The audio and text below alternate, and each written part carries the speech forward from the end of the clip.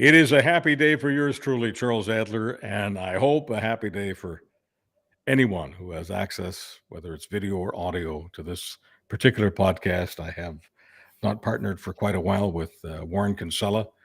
He's an author, he's a blogger, he's a newspaper columnist, he's a lawyer, he's a veteran of many winning national political war rooms and so much more. He's also a painter. And he hasn't been with me in quite a while, so I'm a little bit sentimental about this. Warren Kinsella, welcome back to the Charles Adler Show. Thank you for having me. Warren, you've been writing a lot lately about October 7th, Israel, Hamas, anti-Semitism. Without throwing you a question, I just want everyone to hear you riff about your in-the-moment feelings about all this. What are you thinking, and what are you feeling about all of it? Well, it is a dark and dangerous time. And as you know, Charles, I've been writing about organized hatred and anti-Semitism for more than 3 decades. That's how old I am. And I always knew it was there. It was there in every part of this country, in every region. But I have to admit, I did not know it was as bad as it is. And, the forces of hatred, I didn't know they were as numerous as they are. And we're seeing it manifest itself all over the place in ways that I don't think any of us expected. So it's scary and it's upsetting, but it's incumbent upon those of us who have a view that is, in my case, supportive of Israel and supportive of Zionism and supportive of tolerance, to step up and speak up because, as the saying goes, all that it takes for evil to prevail is for good people to do nothing. So I think all of us have to step forward and add our voices and push back. Now, the other day, in one of your tweets, and yes, I'm one of your many, many followers, you mentioned that the Jews were around at the time of Jesus. And of course, for people who don't know, I guess breaking news, Jesus was Jewish. But the reason for that piece of real estate in the Middle East, why did you mention that Jews have been around that area for thousands of years? Why does that matter to the overall global discussion that we're having? Because history is being deconstructed and essential truths are being denied. Most recently, that Israeli women were raped on October 7th. We've had members of legislatures. We've had prominent people denying even that. So I guess Me Too is important, except when it involves Jews.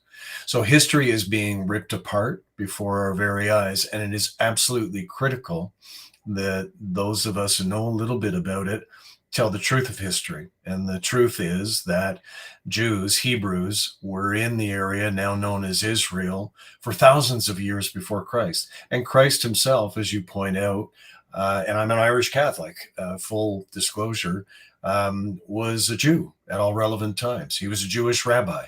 And, it just how people are suggesting that the state of Israel has only existed since 1948 really testifies to the importance of making sure that they know the truth about history, whether it's the birth of the state of Israel or the Holocaust or many other recent events. We need to make sure that people understand what the truth is. So if we're into full disclosure mode, and I guess we are, full disclosure, I'm not a Christian, but I love the teachings of Jesus, and I don't know why any rational, hopeful, loving individual wouldn't be. But that's everyone's a business, and I'm not saying this from a religious perspective. I'm saying it from a philosophical, from an idea, from an inspirational perspective. Jesus Christ, one of those inspirational human beings who ever walked on this earth, and whether or not I choose to accept him as a personal savior is not the point at all. He teaches love, and I can't imagine him abiding by what some of his own followers are doing when they're in denial of some basic truths. Now, one of the reasons, Warren, I gather it's important to talk about how Jews were in that neighborhood thousands of years ago is because I guess many people believe, and I hate to put it this way, but certainly many Gen Z people seem to believe the Jews only showed up there 15 minutes ago and stole a lot of land and killed a lot of people. And I don't mean to sound simplistic. I'm repeating the simple crap that I've been hearing. How could so many millions of people, especially in what we call Western civilization, be so utterly uneducated? Well, there's two parts of the question: is how has it happened, but why is it important? It's important because, as we say, Jews are not interlopers in that part of this planet. They have been there for a long time. And so I understand the desire of Hamas and Hezbollah and anti-Semites everywhere to deny the reality of the Jewish people and the Jewish state. But as I say, we cannot let that prevail. We need to make sure that that story is told. But how is it happening? Since October 7th, some extraordinary things have been happening that all of us, I think, never thought we'd see in our lifetimes. There was one day, I don't know if you recall, Charles, where there were a bunch of kids, affluent white kids, in a high school in San Francisco, one of the most expensive cities in America, and if not the world. And they had staged a walkout, not just in support of Palestine, but in support of Hamas, even after the truth of what Hamas had done on October 7th started to come out. So I dug into it as a researcher and a writer, like, how the hell has this happened? And because the same week that happened, Harvard, which has got problems of its own these days, released a study showing that 55% of 18 to 24-year-olds in the United States of America believe that Hamas was right to do what they did. And that just blew me away. It's like, how the hell can that happen? It's just so terrible what happened on October 7th. How could these kids believe that? The main search engine, this is a long answer, I apologize, to a short question. The main search engine for Generation Z, as they're called, is TikTok. It's not Google, right? It's not other forms of inquiry. It's TikTok. And TikTok, which is mainly headquartered in the People's Republic of China, is a manipulated platform. It is designed to communicate to young people all kinds of things that are often untrue. One of which is that Hamas was on the right side.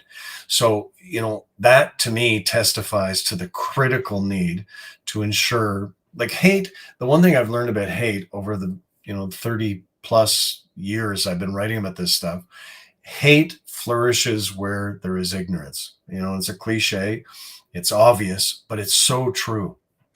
James Keegstra, who taught Holocaust denial and anti-Semitism in a classroom in Eckville, Alberta, for 14 years, unmolested, unopposed. He was able to do that in large part because there was not a Jew within a 2-hour drive of Eckville, Alberta. It's between Calgary and Edmonton.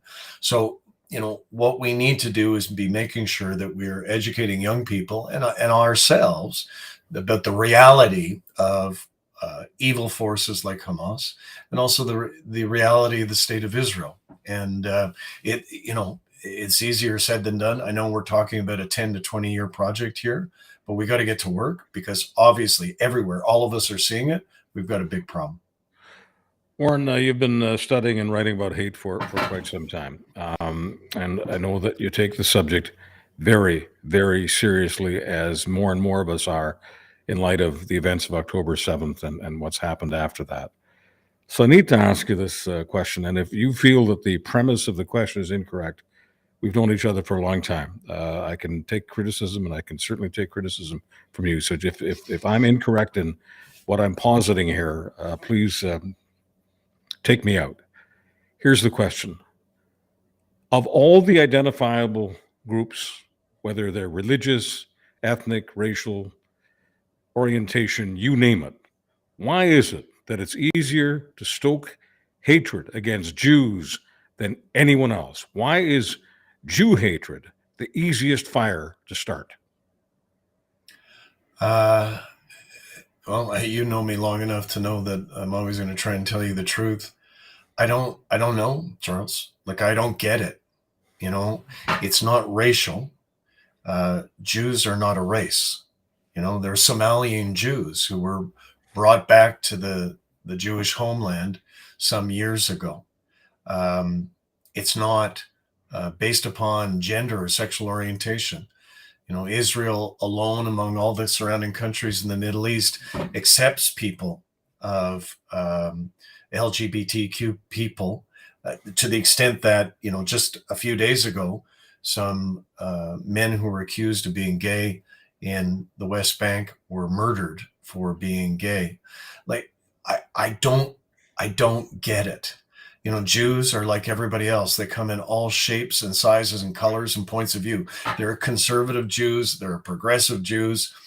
Like, I just don't get it. And sometimes I've been writing about it for such a long time. They'll say to me, well, they run Hollywood, and how do they have so much money? And, why there's so many of them are lawyers, for example. You hear that a lot, or doctors. And there's an answer for that. Well, it's because, throughout history, when they've been discriminated against and subjected to pogroms, they were told they were not allowed to own land. And so they moved into professions like where they could actually earn a living and put bread on the table. And then when the state of Israel was created, one of the first things they did, and this is the terrible tragedy of October 7th, is set up those kibbutzes. Kibbutzes are farms. They're farms set up by the Jewish people in Israel. They're wildly successful. And the people who populate those kibbutzes along the border of Gaza and the West Bank were people, the most progressive Jews of all, like, socialist Jews. Those are the people who ran those places, as you know.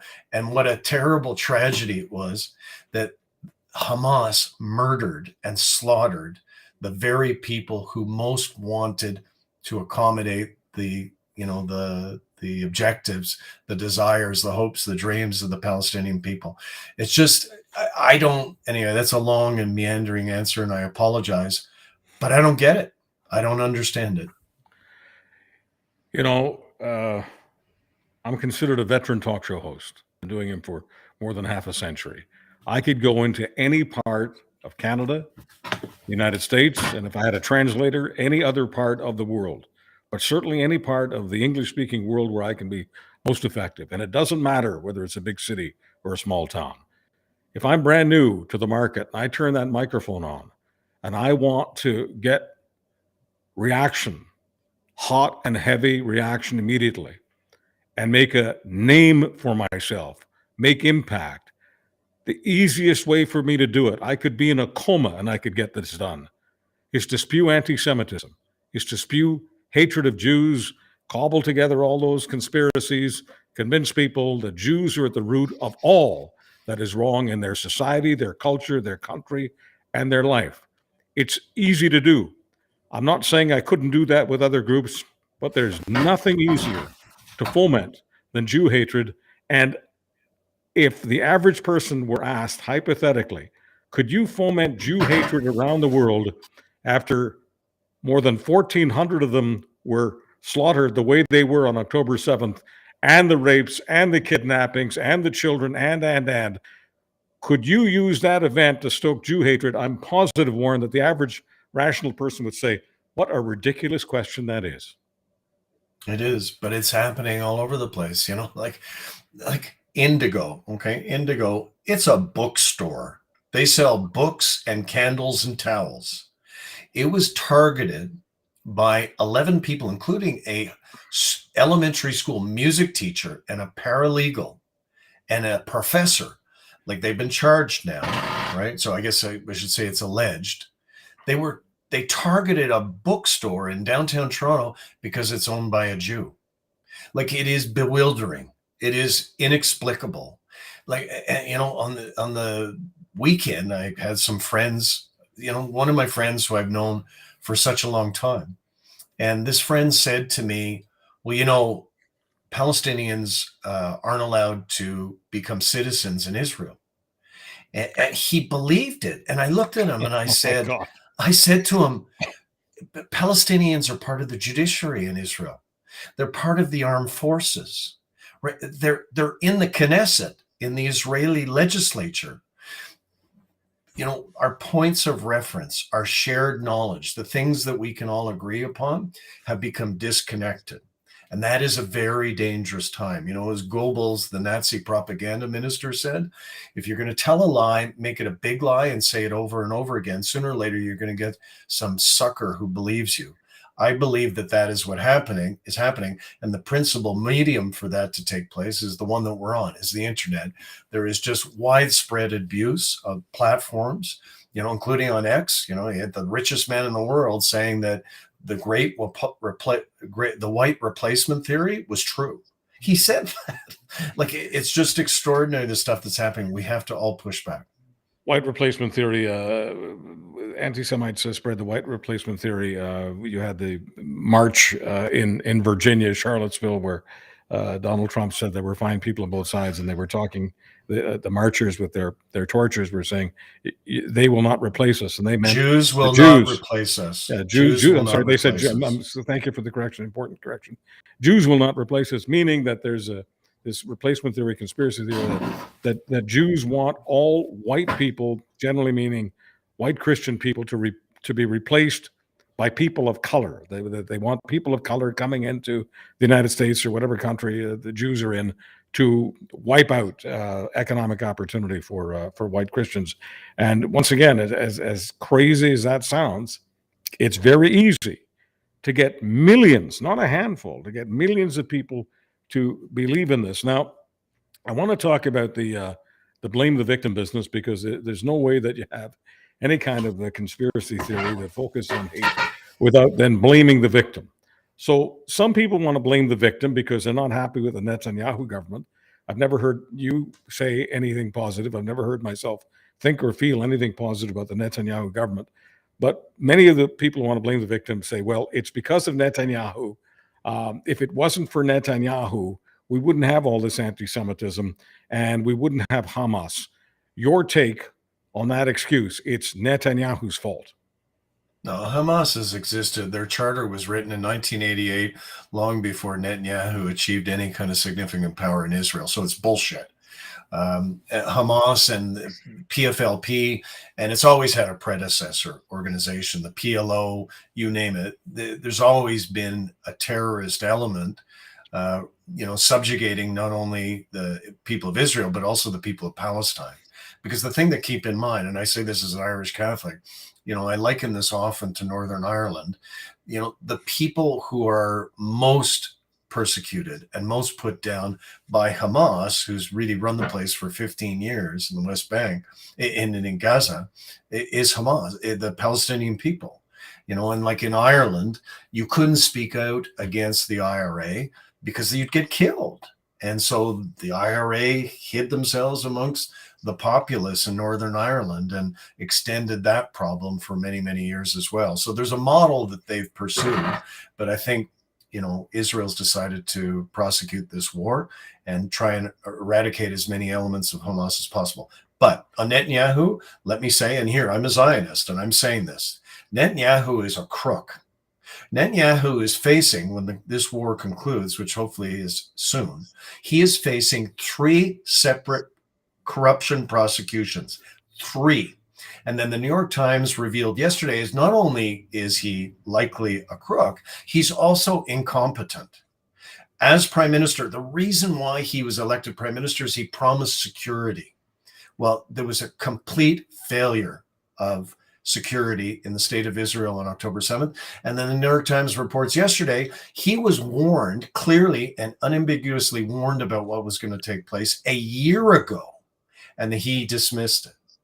So I don't think Netanyahu, I think he's a goner. I think after the war is over, he is going to be gone as well, and good riddance.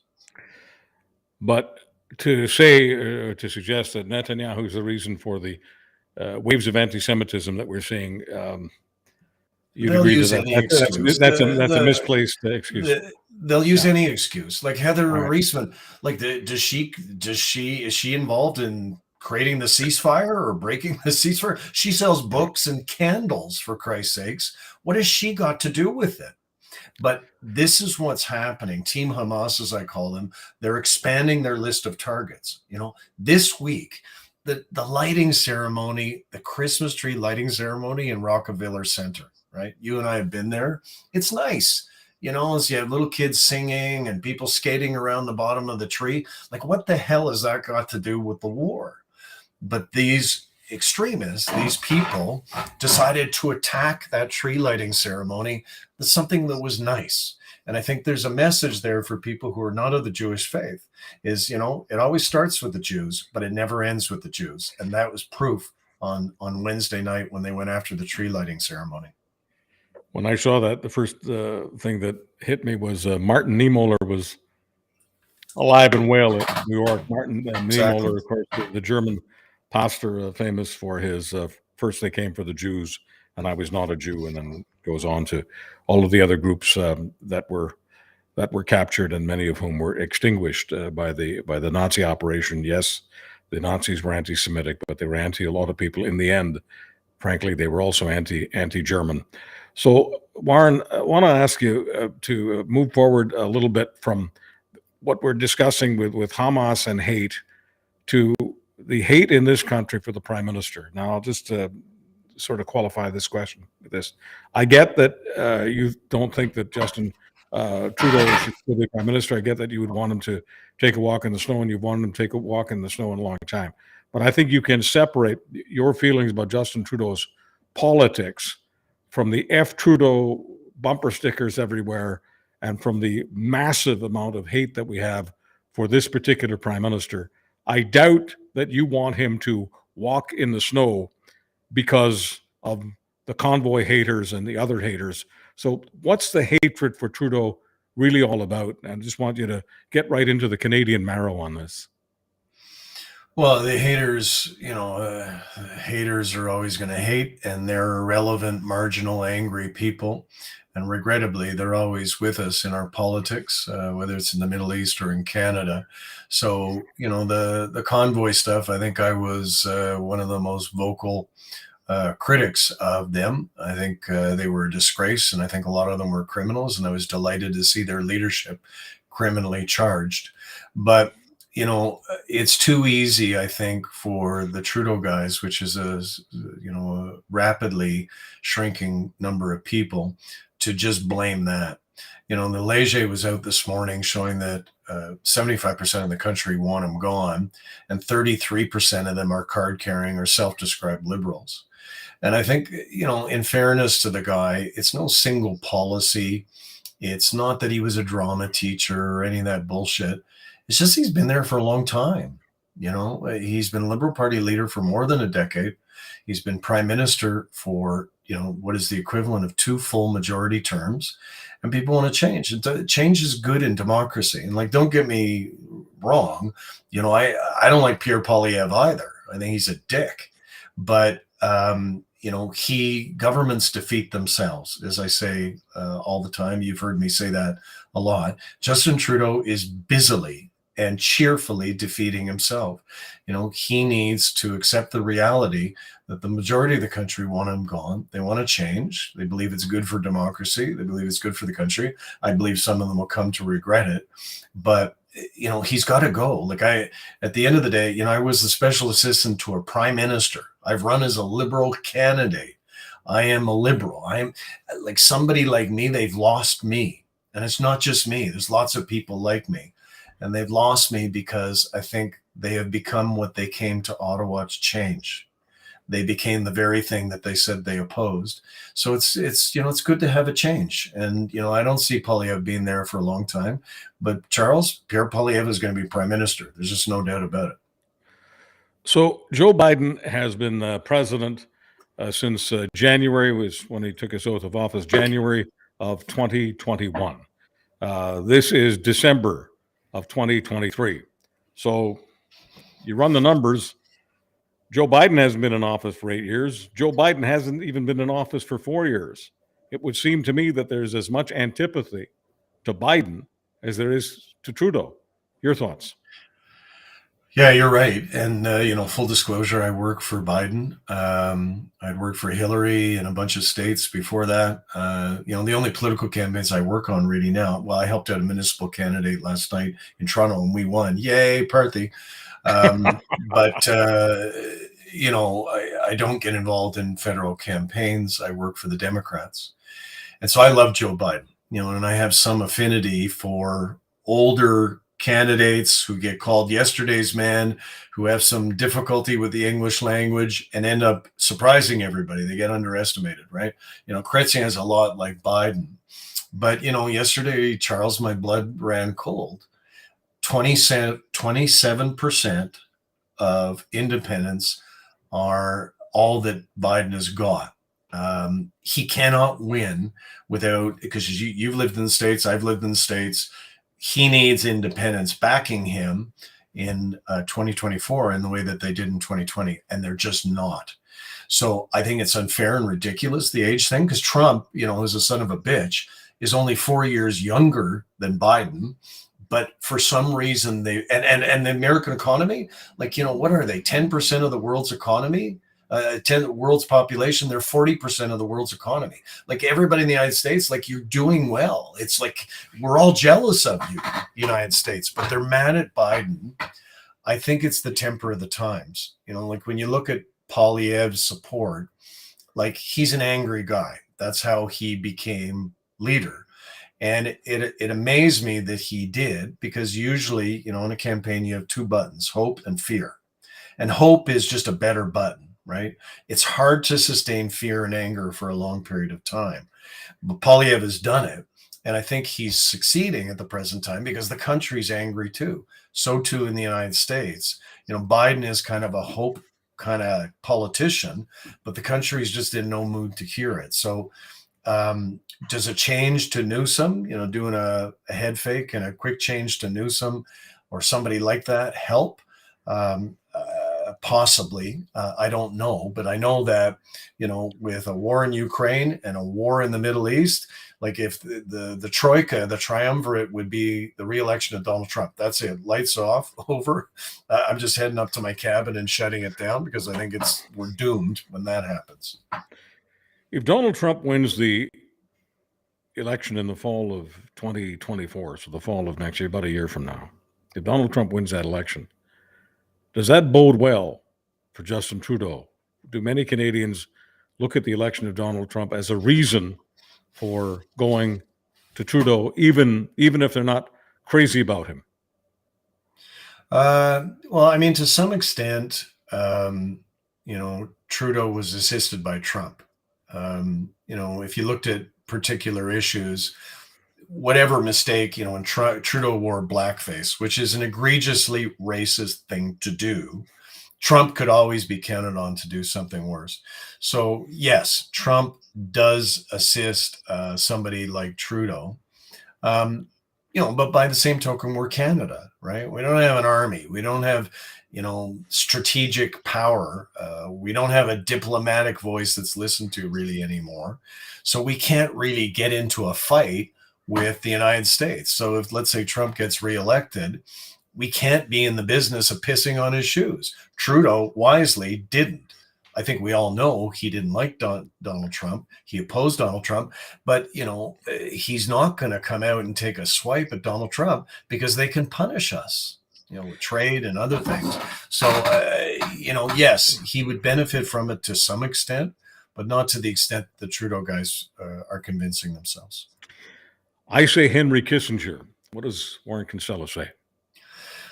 This gets back to the first thing we talked about. I have been, my way my parents raised me, and I think you know it. You don't speak ill of the dead, and because it comes back on you. It's bad luck. It's a bad thing. And I have been shocked by the reaction I've seen of some people I know and I respect about the death of Kissinger. Yes, I know Cambodia. Yes, I know Nixon. Yes, I know all of that. But when the Yom Kippur War happened 50 years ago, he saved, I think, is one of the people, along with Golda Meir, he saved the planet from being plunged into World War III. So he wasn't entirely bad, just like all of us. I wonder, Charles, if anti-Semitism is in the mix a bit, because he was Jewish, and the vehemence and some of the stuff I've seen about him, I just wonder if it's mixed in with what's taking place in Israel at the present time. He was Jewish, but he did say to Richard Nixon that he was Jewish American first. as an accident. It was an accident of birth, and that if he wasn't Jewish, he would be an anti-Semite because their anti-Semitism has been around for more than 2,000 years, and so the Jews must be doing something wrong. Yeah. No, he was an asshole, like for sure. But I just your parents, your late parents would not be upset, even though the body isn't cold yet. They wouldn't be upset at their son Warren calling Kissinger an asshole. No, he committed widespread carnage and murder in Cambodia. He extended the Vietnamese conflict, which was a terrible conflict. Yeah, for sure. But it's just the vehemence of it, the personal nature of it. It's like getting back to what we were talking about with Heather Reisman. Why Heather Reisman? Like, well, what's the big deal? And I think anybody who runs a Jewish business or is a Jew these days, Cafe Landwehr in Toronto or a community center, like there's bad things taking place. And there really is a vein of anti-Semitism revealing itself in a way that a lot of us haven't seen before. Warren, I missed you a lot, brother. Thanks for having me on. Don't edit out like the good bits. Just edit out the bad bits, okay? Thank you.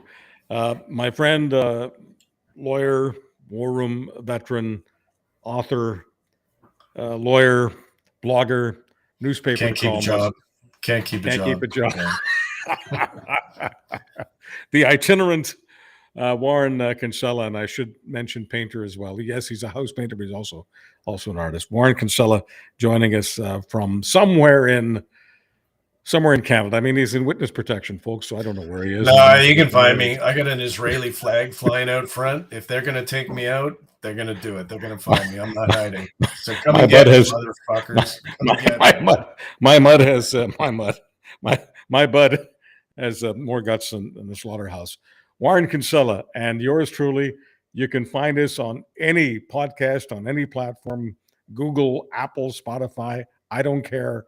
Warren doesn't care. Thank you for joining us on the Charles Adler Show.